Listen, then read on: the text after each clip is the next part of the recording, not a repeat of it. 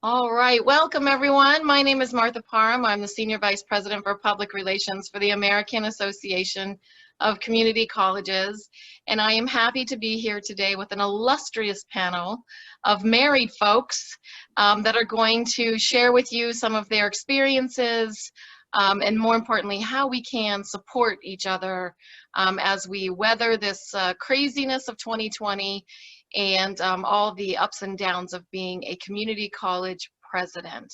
Before we get started, I'd just like to let everyone know that we are recording this session. So if you know some folks that have not been able to join us, they will be able to watch it afterward and take those nuggets of advice for themselves. If you have questions, we will do our best to get to them. If you could please ask them in the chat box. We will be responding to questions at the end. So without further ado, normally I would introduce all of our panelists. We're going to do it a little bit differently today. I'm going to ask them to introduce themselves and their spouses and answer a short little questionnaire, if you will. So with that, I would like to start with my boss, our illustrious leader, Dr. Walter Bumphus. Dr. Bumphus, if you could please introduce your spouse, let us know how long you've been married, how long have you been a community college president, and to your spouse, what do you do for a living? So if you can remember all of those and give us a brief introduction, that would be great. Thank you very much, Martha, and I want to thank all those folks who dialed in today. We're really pleased to have this session, and it's really on behalf of our President's Academy Summer Institute. So with that, I'll now proceed to answer your questions. My lovely spouse is Dr. Aileen Bumphus. We've been married 49 years. She was 15 when I married her, but I think the statute of limitations is up, so I'm okay. And the third question was what, Martha, again? What was it? How long have you been a community college president? All right, off and on, because my career has had a couple of starts and stops between being a president and going into the corporate world, coming back and being the president of the system, and now 10 years at the ACC. I think I counted up, and all total, it's about 27 years of presidential leadership.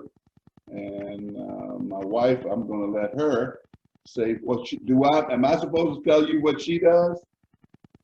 I'm supposed to tell you. I leave it up to you, however you would like to introduce. I think I'm gonna let her do it. I think I can do it. Okay. Good idea. It's good to be on camera with everyone. My name is Aileen Bumphus. I work at the University of Texas at Austin, and my work has been the joy of my life, and that is working in the diversity, equity, and inclusion space, supporting students who are underrepresented in so many spaces across college campuses, and helping them to find their pathway into their career and their eventual happiness. All right, sounds good. And how long, you said you've been married 49 years. All right. Great. I can remember that, Martha. That I got. That's a good thing to remember. All right, Mary Graham, how about you? How long have you been married? You could introduce us to your wonderful spouse and talk a little bit about how long you've been a president. And thank you, Martha. Glad to be Zooming with all of you and looking forward to all the questions you may have through chat. I'm here today with my husband, Wayne. We've been married in December 29 years, and I've been a community college president for 10 years. And I'll turn it over to Wayne to answer his question. And I'll answer that question as I have done many times. The short answer is I'm retired, but we made the decision many years ago for me to step away from my career. I worked for many years for Johnson & Johnson in the pharmaceutical sector. More specifically, I worked in women's health care for Ortho McNeil Pharmaceuticals. But when our children were very young, we made the decision that I would step away. And I can honestly say it was one of the best decisions we ever made in our lives. Absolutely. awesome. And Dr. Merrill Irving, you're up. Hi. Well, first of all, thank you guys for having us be on here. Merrill Irving, President, Hennepin Technical College. This is my 6th year as President at Hennepin Technical College. Jose and I have been together for 10 years, but we got married 6 years ago when the law changed in Illinois, and we were able to do that. I'm sitting here watching him twiddle his rosary beads because he's so nervous. Oh my God, really? But I'll go ahead and crack in. I just like to have something in my hand. Anyway. Yeah, he's got the rosary beads. So at any rate, Jose, has been over 20 years in the private sector. He always reminds me how cuckoo we are in higher ed. He just doesn't understand, like, how do you guys do that for business? 20 years in purchasing, procurement, and sourcing. And most recently, we've been blessed that he's worked here with Deluxe Corporation for the last 5 years, a Fortune 500 located here in Shoreview, Minnesota. I mean, what other job I forgot that you probably did? Well, I take care of you. But I also teach at LA Fitness. I teach fitness. I've been doing that for about 25 years. Awesome. Oh. Every time we move different states, I've still stayed with them teaching. Amazing. So already we've learned so much. This is great. So we're going to get started. Dr. Bumphus, you mentioned this in your introduction, but I think it's important for, everyone to understand, like, why are we doing this? Why is this an important topic? And it was born out of PASI, our President's Academy Summer Institute, between you and Dr. AB. So do you want to talk a little bit about the genesis of this presentation and how it works for PASI and how we're carrying on that tradition? Thank you, Martha. I'm delighted to do that. And it's really not going to be a presentation we're going to do today, but we're really going to have a conversation. And that's what we try to do at PASI every year. Unfortunately, this year, 2020, we were unable to have our President's Academy Summer Institute as we normally do. But generally speaking, it's the highlight of my year and the highlight of a lot of folks' year when they get a chance to convene, come together, and discuss mutual issues. In 2011, my first year at AACC, and as I was working with the President's Academy Executive Committee planning the Summer Institute, I had a number of questions posed to me, and they're probably relevant to this conversation today. And it was like, Walter, what was PASI like back in the old days when you first went to PASI? And in 1990, when I attended my first PASI, 90% of the participants were male, and then 90% of that 90% were white males. And when I fast forward to 2011, we had reached a point where probably 50% of the participants in PASI were female, and in 2019, it was probably up to 65 or 70% of the participants being female. And each year, we have had a session, and Aileen follows in the footsteps of Ann Boggs, who did, I think, the first President's Academy Summer Institute Spouses Program. And Aileen started doing it in 2011, and it became a real hit with all the participants that would attend PASI. And her sessions grew from maybe 8 to 10 folks to, I think one year you may have had over 20, I recall, just being a large group. Yeah, and they would come together for their own session, and then they joined the regular sessions because we thought it would be beneficial for them to listen in on some of the presentations. One of the things that we started doing was a Fireside Chat, because we had a couple of the presidents and their spouses. We'd like to just hear from you and Aileen about what are some of your challenges. You guys seem so happy all the time, and you seem like you don't have a care in the world, and yet you guys have raised kids and you've had challenges of moving and other things. And we said, okay, and so we started chatting. I have to tell you, Martha, it was also over a glass of wine, those Fireside Chats, because I would have to say, as I reflect back on them, that wasn't a bad formula to have some candid conversations. But the one thing that I have found is that I'm starting to get a lot of calls now, as Aileen can attest, from presidents who are just into their first or second presidency, asking me about, excuse me, was there anyone that they could go to have questions answered? And generally it was about questions their spouse might have. And they had planned to go to PASI summer of 20, but since there was no conference, I had one spouse literally just call me and talk about some things. And I gave him, in that instance, at least the best advice I had. I don't pretend to have all the answers, but we had a good conversation. And I gave him this advice, and I think it's true, and maybe everybody would agree. I said, the best thing you can do is do no harm. Don't do any harm to your spouse, because he or she needs all the support they can get. And that's one of the things I've always found most helpful.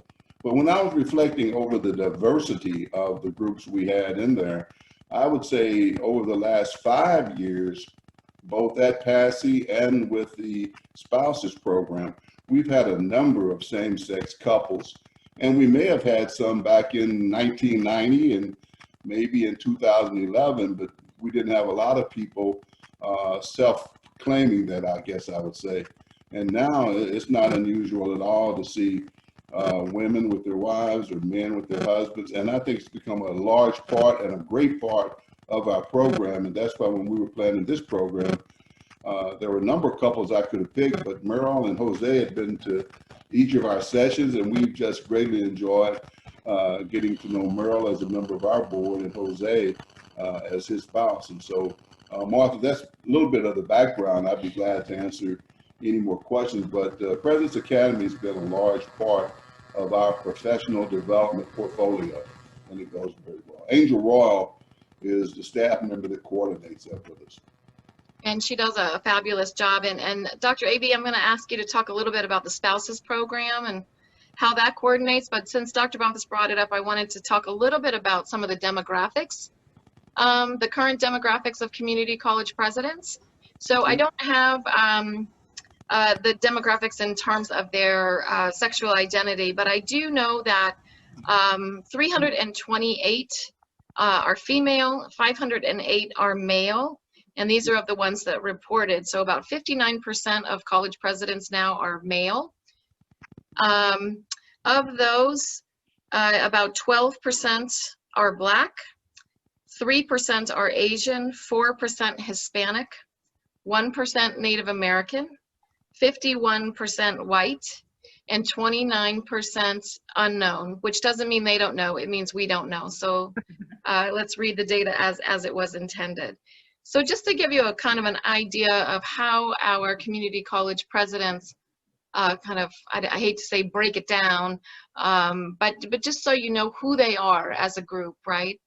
And so of those, we know, Dr. AB, you do a lot of work at PASI with the spouse program where we talk about these issues. Did you want to talk a little bit about that? Absolutely. The most important thing that I think PASI brings to the college presidents is an opportunity for the presidents to get away with their spouses and partners, and more importantly, even with their families. So it is certainly not a very formal programming perspective in terms of the partners and spouses. It really is an opportunity to have a safe space for the partners to talk about some of the challenges associated with being the partner of the president, whether it is male or female. It's also a time to take advantage of the conference venue.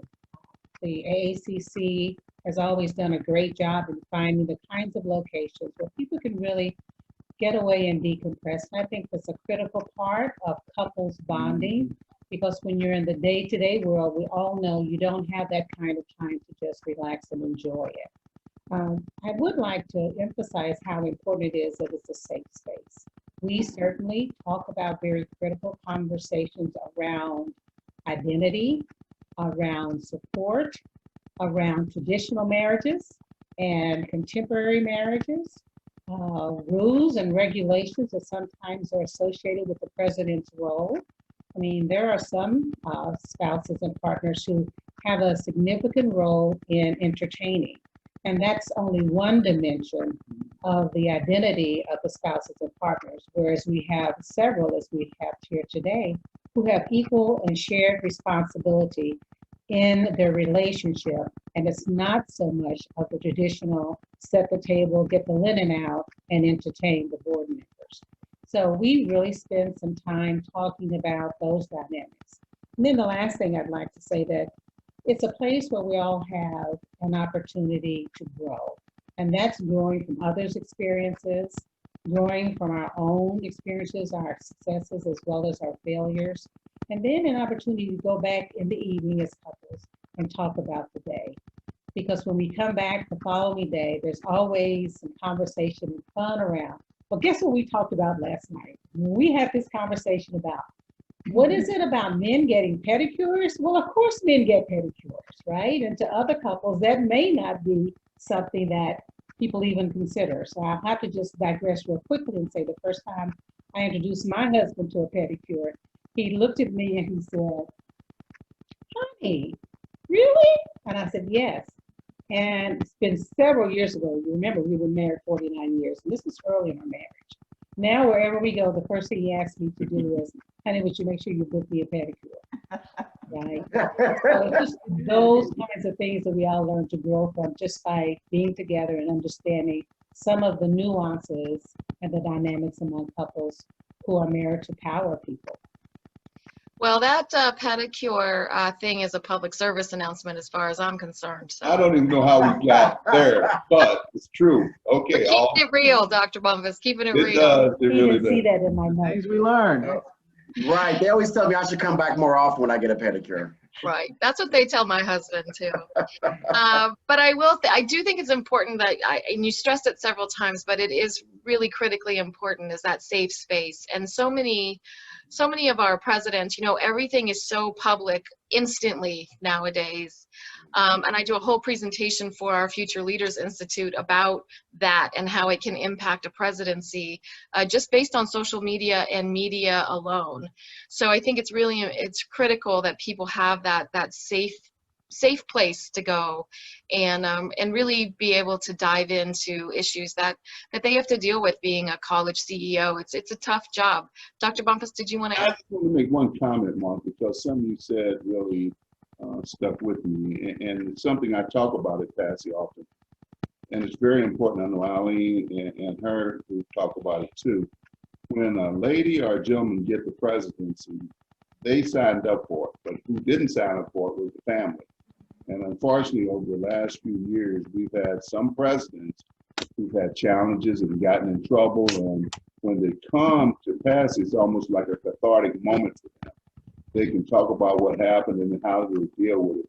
And I had one female spouse tell me, "How do I shield my kids from the negative press, the venom that's being espoused about my husband, because he's not a bad person." And, you know, some of these things are on the news or in the newspaper. And so those are all things we try to prepare folks to how to deal with. Sometimes it's not about if you're going to get some bad press, it's when. And you got to be prepared for that as a family, because your kids and spouse may not have ever seen that happen to you. So it's just a good thing to talk about.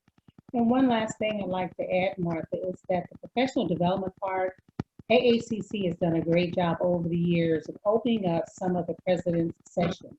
So the partners actually are able to sit in and be more informed about the work.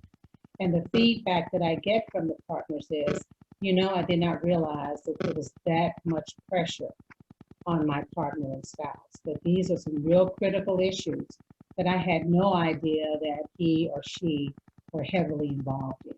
One year we had a gentleman come in and talk about just the publicity part of it. And if you're living in a small community, what the dynamics are for a couple versus someone who lives in this large metropolitan area.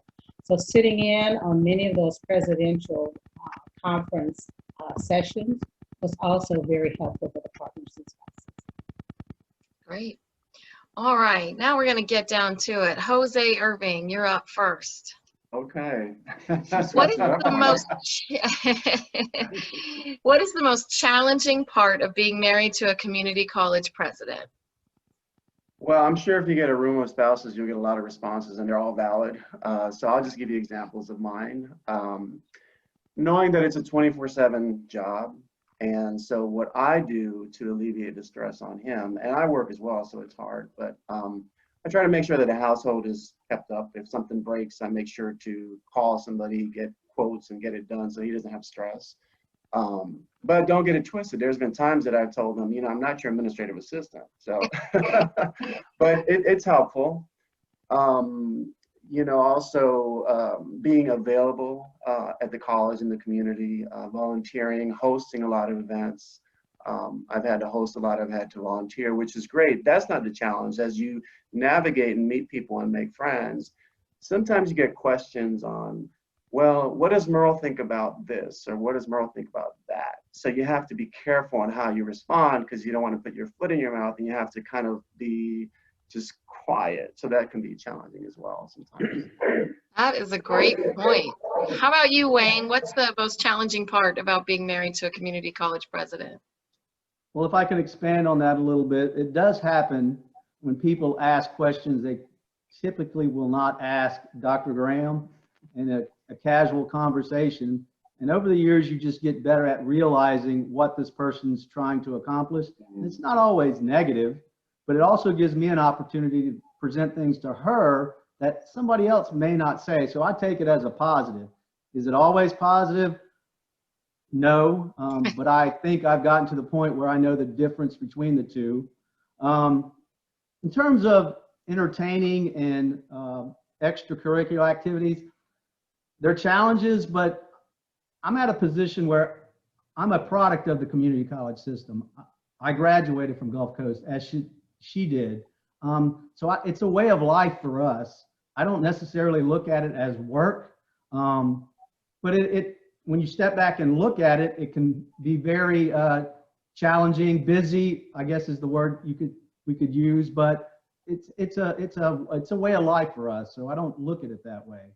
And Jose, I do get the same things you do. My buzzword is you're not Dr. Graham at home.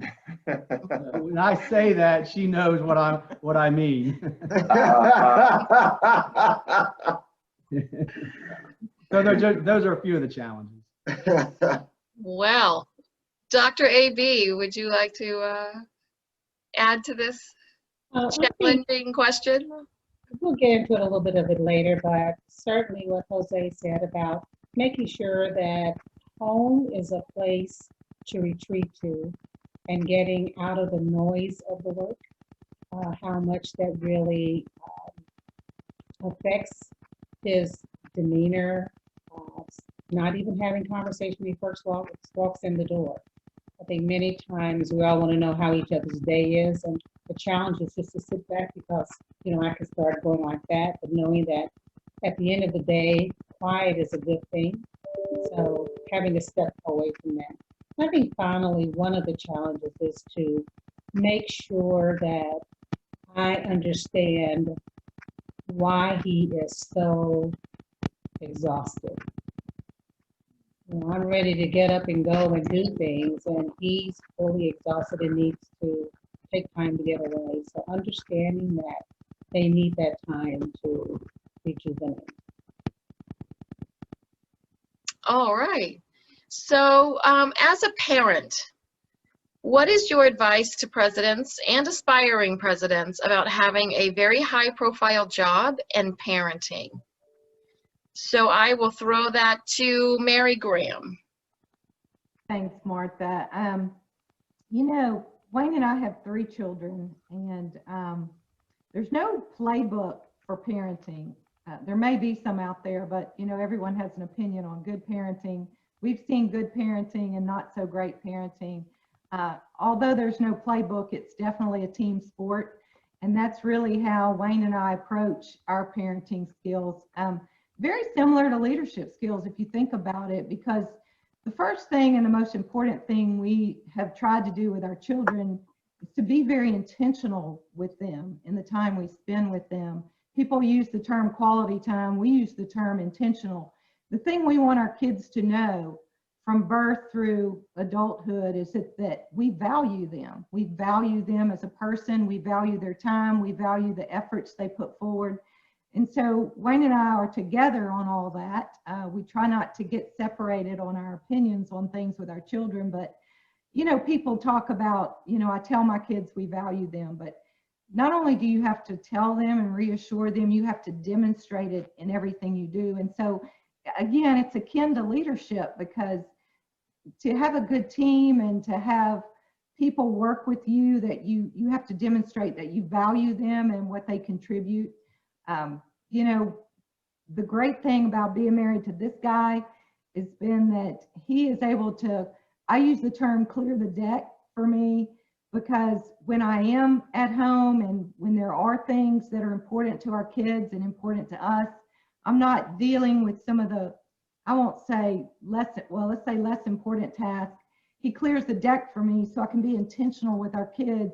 Walter, you know this to be true. I've flown home early for a prom or a first date, or missed a meeting for a scholarship banquet for our kids. And we've even reenacted some things that I had to miss for our kids, so that they felt like, okay, mom was there and she got to hear my speech. And you have to be intentional, you have to be organized, you have to treat it with the same level of respect and priority that you do your job. Even more important, really, to make sure. And a lot of times, Wayne and I have volunteered to be out front coaching a soccer team or leading Girl Scouts, because we could control the calendar if we lead the effort. So then we can plug all the activities into our schedule instead of trying to accommodate someone else's. So it's a lot more work, but it does allow us to do the things we think are important for our kids.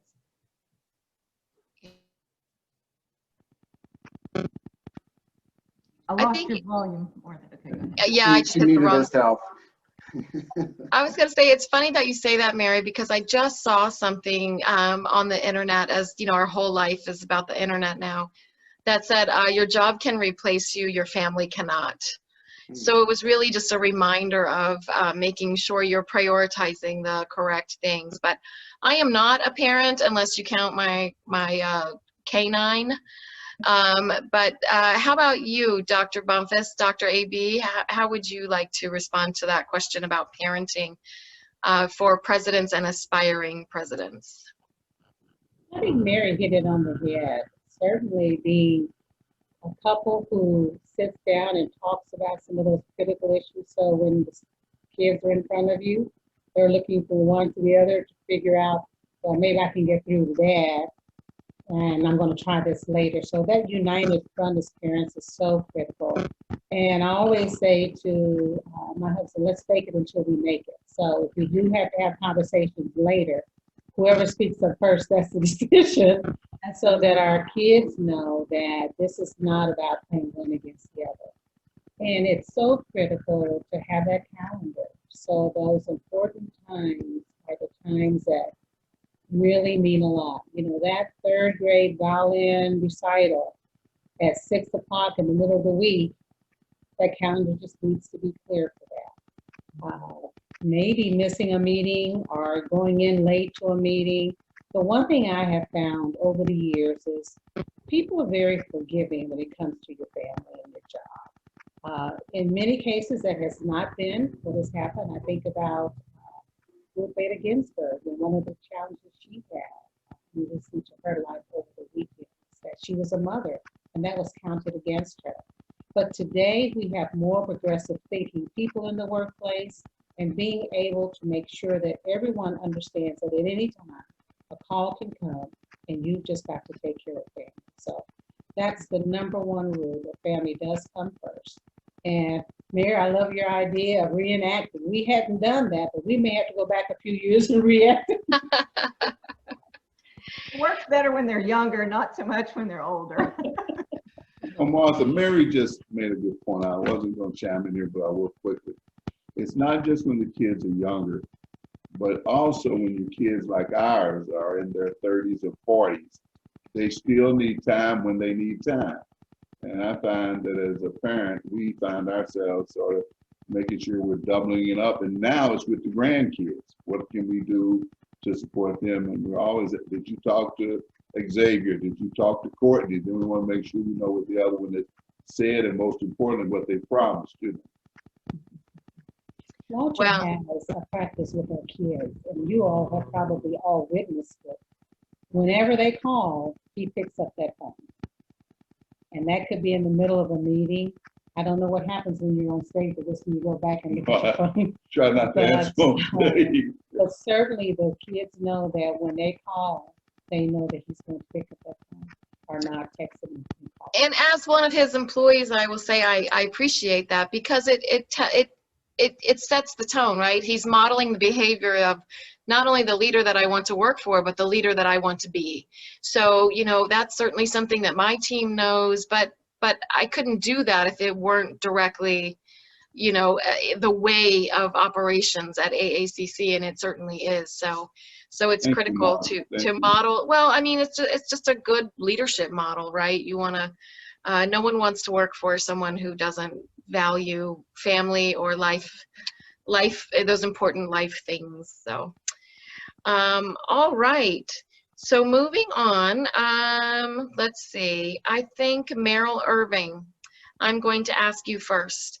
As a president with a spouse who has an accomplished career of his own, how can you support their careers? So for us, we were the kind of couple that kind of had to move around a lot for me to get to where I needed to get to. And I always tell people that it has to work for both you guys. We don't pick places where we both could not be prosperous in our careers. It wasn't a situation where, oh, I'll become president and you figure it out. No, it was a situation where we needed to pick a place that made sense for both of us. I think that that's critically important for people who are inspiring to get to that space. But the other thing that's important for me is that you never stop being curious, asking questions about their day too. You know, and really being genuine about what that is, because they're always asking you questions about what's going on, because they can see sometimes with you maybe feeling a little bit challenged, perplexed, quiet, and then they're always curious with you, but are you curious with them? And then I always tell people that I don't know how much of investigation you've done around the love language, but for us, I mean, I'm a pretty silly guy, and I really never stop being silly. And I think that these release times that they help find for you, you need to do that for them too, because that does help them prosper in their career. It helps them grow and helps them to find a safe space that they need to find at home, and to be the type of partner you like them to be for a successful career too. Great. How about you, Wayne? Or let's see, I guess Mary. Okay. Well, you know, Wayne mentioned early on we made a life choice for him to step away, but you know, I jokingly tell my board when we meet with them that they got a 2-for-1 when they selected me as president, because Wayne's as engaged in the college operations as I am. You know, we often refer to our evening events as date night, because sometimes that's the only time we really get to go and do things together. But Wayne's right there with me at all athletic events, fundraisers, and I don't know if you all know him well, but he can read a room and work a room better than anybody I've ever been around, can speak to any topic with anybody. He may be the reason that we've had $1 million donors at Gulf Coast, because he, as I said, with one of our biggest donors, he's had conversations, Walter, about football. This guy just loves some Wayne Graham. So as a matter of fact, he loves Gulf Coast because of Wayne Graham. So I support Wayne and he supports me, because as he mentioned earlier, it's a partnership. We do this together and we see value in both of us. This is just our way of life. We both actually attended Gulf Coast, believe it or not. And so we have a real deep-seated mission to make it successful. And so he helps me, and he kind of gives me an inside knowledge sometime of things going on that I may not pick up on. And we just enjoy being together, and the college is something we enjoy doing together. And I think when people see me out, they associate Wayne with the college as much as they associate me with the college. So we're all in, if you will. Boy, there's a lot of pressure there, Wayne. Get those donors to write that check, huh? He's done it. He's done it. She's giving me too much credit. No, I'm not. I don't think so, Wayne. How about you, Dr. Bumphus? What can you do to support Dr. Aby's career? And wow, a lot going on in that diversity, inclusion, and equity space right now. So more than ever. Martha, is pretty simple. Aileen and I, both being first-generation college students, certainly have an appreciation, if you will, for our higher education and what it can mean to a family and the ripple effects and so forth. So the work that she's doing now is something that we've always believed in, something we've always practiced. And I'm her biggest fan. And she has a lot of fans, but I think I'm her biggest fan. So, you know, sometimes we joke around the house about honey-do lists, and I tease sometimes just saying, I'm Walter, call somebody Bumphus. I used to be the kind of guy that would try to fix stuff. Then I realized early on that was really a waste of my time and something we had to go back and redo most of the time. But I just enjoy supporting her as she supports me. I could never be as good a support system for her as she has been for me over these years. But I just, no, I'm serious. I really believe that it's not about a role necessarily as much as it is the right thing to do and something I want to do. And as I said earlier, I never want to be a problem. I just always want to be in the background and whatever she needs, just doing it. I think we have a question that kind of is in this vein, so I just want to ask it while we're in this. As spouses have made critical decisions over the years for a university administrator that moves up, what kind of thoughts have come to play with this process? So I think Merrill and Jose, y'all touched on it with, you know, you had discussions that it had to benefit both of you, it had to be prosperous for both of you. So as you've maybe risen in the ranks, how have you and your spouse come to terms with moving or changing, you know, schools for your kids and things like that? Anybody want to take that question? Well, starting off, I'll start off since I guess, you know, I kind of put a little sprinkles on it. You know, the first thing is outside of career-wise, I mean, travel.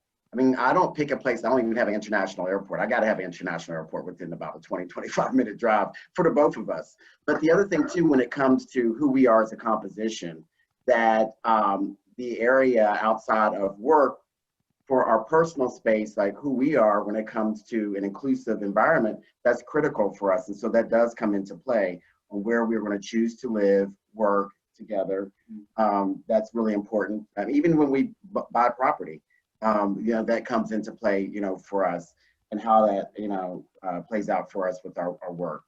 I think moving in general, you want to, it's a decision you make mutually together. And you want to pick location, so whatever's important to you. For us, it may be politics. We don't want to move somewhere where we're not accepted.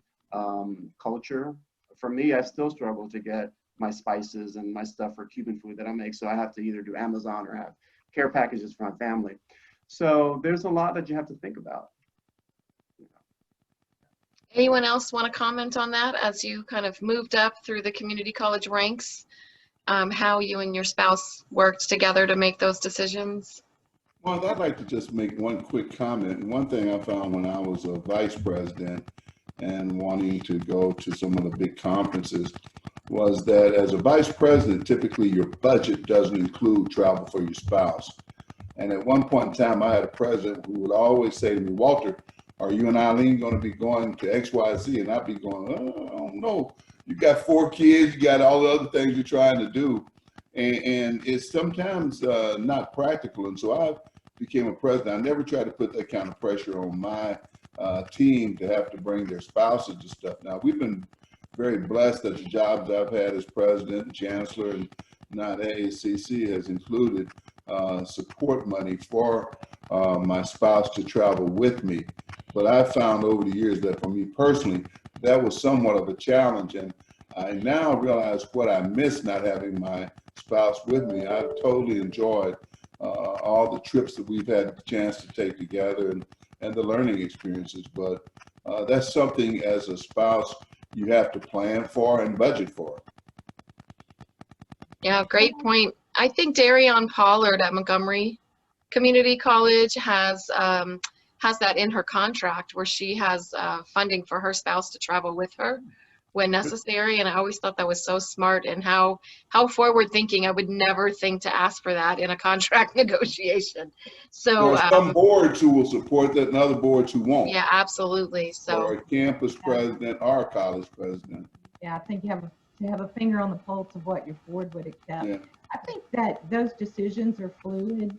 Early on in my presidency, our children were younger, So it wasn't feasible, once they were school age and engrossed in the community and their activities. We really didn't look at moving away because we wanted that stability for them. Now that they're older, those possibilities are more open to us, and Wayne's able to travel with me, and we're really enjoying this next chapter. Amen. So, it's a lot different now than it looked before. We have a lot more flexibility. Our kids still need us, but they don't need us present every day, every moment like they did when they were younger. So, every year it's a different chapter, a different opportunity, a different experience for us, and we're enjoying the travel through all the different stages. That is code for they still need the checkbook. Martha, I might add as well, over the years, many of the partners and spouses really struggled as young couples when it comes to moving or making a decision for a great opportunity professionally, but it's difficult pulling kids out of school. When do you do that? Do you pass that position up, that opportunity, and wait a few years? Those are very challenging times for younger couples, especially when the young president-to-be, or the person who's getting the first opportunity to be a president, sees this as that's the ideal job. But will it also be the ideal place to raise a family? So those are difficult questions. I think the couples even today are still struggling. Yeah. Great reason to kind of come to PASI and get some tools and techniques to learn about that. Okay, I'm going to barrel forward so we don't run out of time. I want to make sure we have time for the questions and answers. So the next question is for everyone. So whoever wants to start first, what fun things do you do to unplug from the world of work and reconnect and connect to each other and your family? I think I can answer that first. Okay. How did I know Wayne was going to answer that first? I don't know. It's all about fun. So I'm going to try to paint a word picture for a typical Saturday morning for us that disconnects us from the college. We're early risers. We like to get up early, and we'll jump in our Jeep. Walter, I call my little Jeep Wrangler my midlife crisis, but I'm past midlife, so it's not a midlife crisis anymore. But it sits in the garage and it never has the top on it. We get up really early in the morning. We drive about 25 minutes down to the coast, a little town called Ocean Springs, and we'll get out and do a little bridge run from connects Ocean Springs to Biloxi. Go out and do a 3 or 4 mile run. And the whole time I'm running, I'm thinking about the pancakes we're going to eat afterwards. So we'll go have breakfast, watch the sunrise, and many times we're back home before 8 or 9. Now our children think that's torture, anybody to get out of bed at 5 in the morning to go run, but that's fun for us and we enjoy it. Sounds like a good, nice Saturday to me. I mean, I'll just meet y'all at the pancake place. There you go. Wayne, I didn't even like running when I was playing ball, because running was always a punishment. But Martha, in response to that question, we do a number of things, but what comes to mind first are the opportunities I so look forward to have been in the evenings once our day is over, for us to not necessarily get home, but we used to just leave work and meet at one of our favorite bars or restaurants, sit down and have a glass of wine, and not talk about our day so much as talk about what's going on with the family, the kids, and then talk about our day. But for me, I found that was a great way to unwind without my coming in and necessarily whining or talking about anything we're doing at work. And it just gave me some time to be with it. I started to say AB or Aileen or Dr. B or whatever we're calling her. But that for me was great, just to get that chance to unwind. We're reality TV junkies. Are we? Yes, we're reality TV junkies. As you know, I want to see people just say ridiculous things to each other on TV, and I don't have to think. And then, you know, we like to go out to, you do our little date time. We go out to a nice place to eat for dinner, or somewhere we can sit outside now with our pleasantries of COVID. But we still, this weekend, you know, we went out twice this weekend for dinner. That's what we do. But for the most part, our quality time is during the week watching our TV shows. And, you know, we make sure if he's busy, I won't watch it until he's ready. And that's like our time together. We like football too and basketball. Eileen, I'm so blessed that I've got a spouse who doesn't mind watching football with me.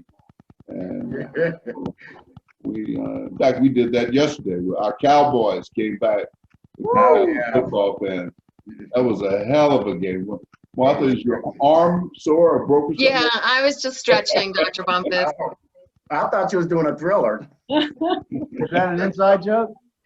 You know, as a lifelong Washington football team fan, Oh. they don't even have a name this year, but we digress. All right, I'm going to move us along. This one is for you, Dr. Walter Bumphus. Okay. What advice would you give to new presidents about their relationship?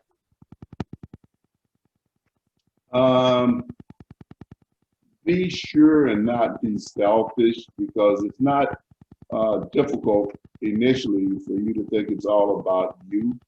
You've got to continue to make sure that you're focusing on your significant other / spouse / wife / husband. But then making sure that you're serious about your work.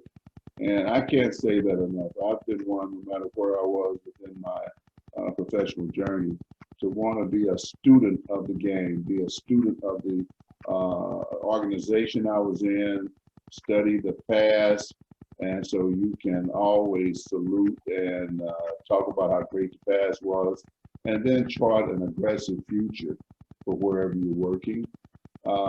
It's not like everything started the moment you walk in the door. And a lot of young presidents always want to talk about how bad things were, and they're going to be great with the vision they have. So you have to be very mindful of that. And also don't be afraid to seek advice and counsel. I've had a lot of wise mentors help me avoid serious issues over the years, and I've had some mentors who've helped me along the way. And so, and I think last but not least, be humble in the way you do your work. You're going to have a lot of people who can't kiss up enough or do whatever, but just always be well, first of all, that's one of the things that my spouse has always been for me, someone I could trust, whatever they said, the good, the bad, the ugly, but have somebody that will always remind you that you do have clay feet. And I think most people understand that metaphor, but that you're not perfect and you're not the wisest person on earth, and that you too can make mistakes, but there are also things you can do to improve what you're doing, and never think about doing anything other than helping your team be the best they can be. Great. Mary Graham, how about you? What advice would you give to new presidents about their relationship? Not to repeat what I said earlier, but I think it's important that AB kind of touched on it a while ago, that your spouse fully understand the challenges of your position. And one way to expose them to that, if you will, or immerse them in it, is to really have them engage with you at every opportunity. You know, y'all talked about football. Wayne and I are at every football game, every basketball game, every baseball game. We play a lot of sports and we are very competitive. So we enjoy doing a lot of that together. And just like we do a gala or an evening event or going to a conference. And so he is able to be by my side and kind of experience a lot of what I have to experience, or get to experience, I should say. So a lot of sharing in that, and we talk about a lot of things. And, you know, I think it's important that, like AB and Walter, Wayne can really help me get focused, and to help me really to break it down for me when no one else will break it down for me, and tell me the way it is or the way it's perceived. And so I value his advice. I don't always like it, but I do value it, because I think it's important that there's the one person you can really trust to tell you how it is and offer suggestions. And you've got to be willing to take the criticism or, you know, the compliments that come along with it. But I think the partnership is so important. You got to have somebody standing with you and supporting you, no matter when you make good decisions or bad decisions. And so really engaging your spouse in the effort and making them feel like they're a part of the job, not this appendage that's at home or at another job doing their own thing. They need to feel engaged in the work you do and understand it. And last but not least, you know, we don't have all the answers to everything, so it's important to be a good listener.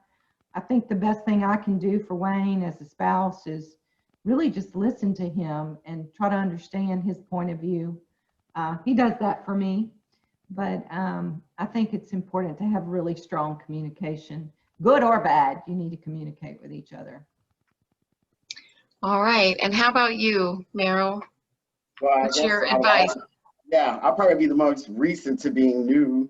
I will tell you flat out, you are going to gain weight. You know, most presidents gain, you know, weight their first couple of years. And the truth of the matter is, you really need to think about, you have a schedule at work, but you need to have a schedule for home. And you need to be serious about both of them. You don't compromise either one of them. Because what happens is that you will commit yourself overly to your work schedule and home gets compromised. And that will only last for so long.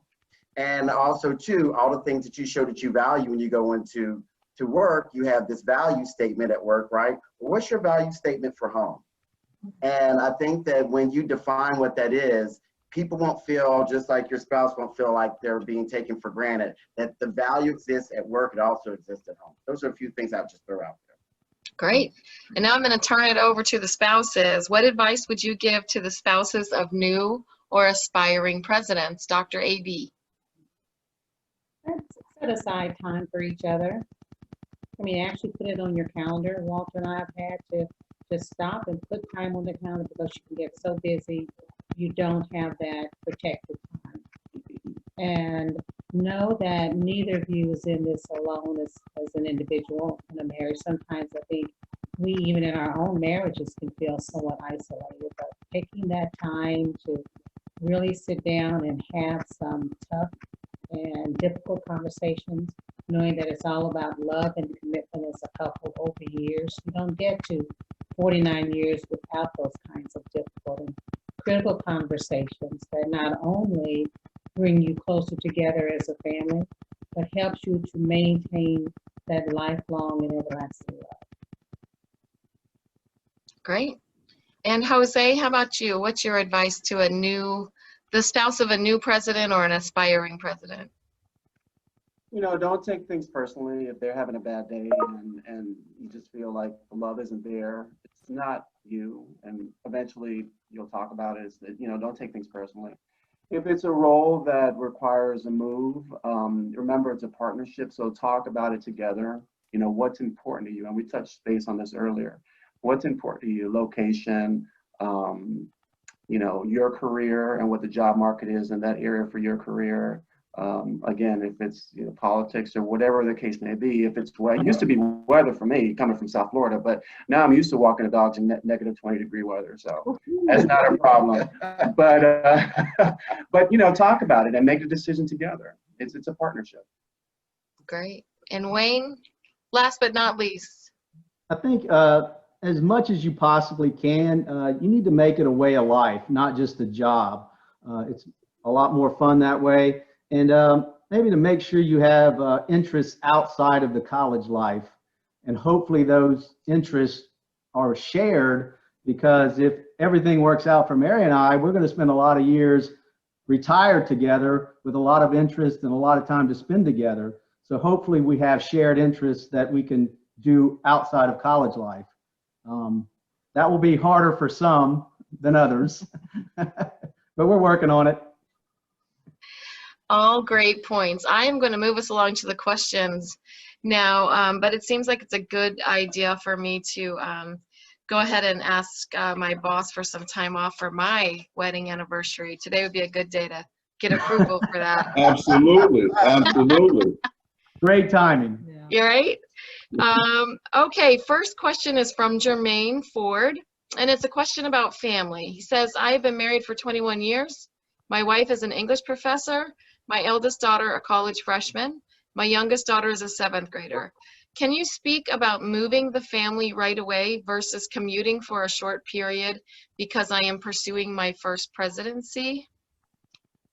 I'll take the first crack at that, Martha. Okay. Always tough decisions. And Thankfully, my wife has supported every move we've made. Our first professional move was from Kentucky down to Arkansas, and neither one of us had ever been in the state. And I couldn't tell Aileen anything about the state or the job, really, until she moved in with blind faith. I would say this, there's no good time, in my opinion, to move, especially kids. And if there's one regret I've had, we've had a terrific professional career together, is that we moved, when I went from Maryland to Dallas to be a college president, our youngest son was in the 9th grade, star on his soccer team, doing really well. And yours truly ups and moves. And he goes from Columbia, Maryland, where I think they may have had 500 or 600 kids in his high school. He could walk to school, to Plano, Texas. And there were like 200 kids that tried out for his soccer team and the football team. I'm going, oh my God, what did we do? Long story short, every place we've moved since then, I have commuted for about a year to make that transition work. And that way I didn't have to up in Aileen and what she was doing professionally. And once we got down here, we didn't have kids at that point. But I promised her when I took this last job that I would not, when I moved here, I promised her we would retire in the house we're now sitting in. And when I told her I was going to take this job, I said, but you don't have to move, I'll commute. And so at that point, all the pressure went out of the conversation. We were fine. So don't hesitate. Jermaine, I think was the name you said it was, Martha. Yes, sir. That if you have to commute for a bit, but that's a tough endeavor as well. Now, commuting's not easy. I would say that, but at least that could be a mild transition to what you're trying to accomplish. So, you know. And then this is more of a comment that Dr. Bumphus, the point about being somewhat humble is really great advice for new presidents. Listening is something we all need to be reminded to do, and we all know that is true. Okay. If I could add one thing to that, I'd say be humble, because if you aren't, sometimes people will make you humble. And, you know, it doesn't take long to go from being arrogant and full of yourself to being humble. So I would prefer to start there and try to treat people the right way. And, you know, that tends to work out well. You know what, Martha, just to add on to that, I always tell people that just because you became a president doesn't mean you arrived. You have not arrived yet. And when you have arrived, you'll know, because other people will be talking about you in that way. No argument from me. All right, next question directed to Dr. Irving. I would imagine that Jose has been instrumental, or may be instrumental, in providing a different perspective on many subjects, which is beneficial to your students. Regarding diversity, would you speak a little about the benefits of having Jose's viewpoint? Right. Well, first off, let's just be clear. When we lived together in Miami, Florida, so when I went to Miami, I had to leave with authentic Miami material, which is my American, Cuban, you know. So we lived 2 doors down from his parents who did not speak English. You know, that's where we lived. And they lived in a predominantly Black neighborhood. And so what I learned from them and what I learned from him is always pushing beyond the barriers of what we see when it comes to being champions of people that are in different spaces. And every time I go to the campus and look at the diversity of our students and come back and talk to Jose, I get this reflective process of who do I need to be beyond those who are around me that can hear me, who can speak to me, but am I speaking on everybody else's behalf? And that's something I always get from I call him Book, by the way. I call him Book. So me seeing Jose, you know, it's something I get from Book all the time. All right, the next question is for, I guess, one of the presidents. What personal financial advice would you give aspiring presidents? I put in there, I wrote a quick note and said, read The Millionaire Next Door. And I'll be bluntly honest with you, I actually love that book. I know it sounds cheesy. No, it's a great book. Isn't it a good book?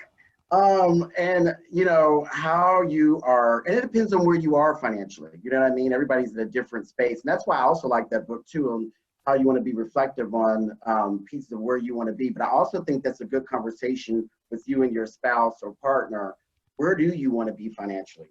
That's a big deal for us. We're a little bit on that fiscal side. So I'm glad you like that book too, Martha. Shut up now. Good question. All right. Oh, go ahead, please, Mary. Say, the good news is Wayne's background is finance, so he handles a lot of that for us. But I guess as a general rule, spend like you're poor and save like you're rich is always a good rule of thumb. All right. And finally, this is a comment from Barbara Gava. Every day is usually very long for me, so I can't be sure when I will get home. So my husband, who is retired, and I spend every morning together before I go to the office. We usually walk every morning before going to the office. During that time, we walk and talk. It's great for us to spend that time together. So another great piece of advice from the president. And so with that, I will say thank you, thank you, thank you. I hope everyone has enjoyed our little afternoon get-together as much as I have. Again, for those of you listening, if you'd like to share this with your colleagues, the recording will be available probably tomorrow on the AACC website. We're happy to share that with you. And I would just like to give Dr. Bumphus a few minutes to give us some final words on presidents and their spouses. This has been an extraordinary conversation this afternoon, and I hope for those presidents, new presidents, senior and experienced presidents, you have a chance to see what we talk about at PASI. And while I didn't plan this as a commercial for PASI, it certainly could be. And I just want to thank Mary and Wayne, Merrill and Jose, and of course, Dr. A.B.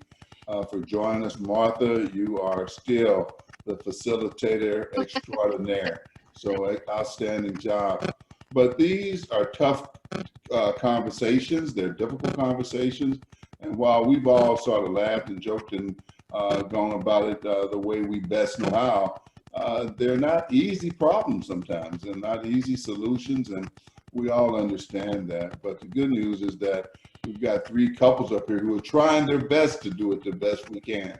And so thank you so much, Martha, for pulling this together for us. And I've had several people request this, and so I hope this met their expectations. And I'm sure we'll be doing more sessions from PASI. And so I'll just ask the audience, stay tuned if this might be of interest to you. So thank you, Martha. Thank you all so much. Thank you for having us. Thanks. Bye.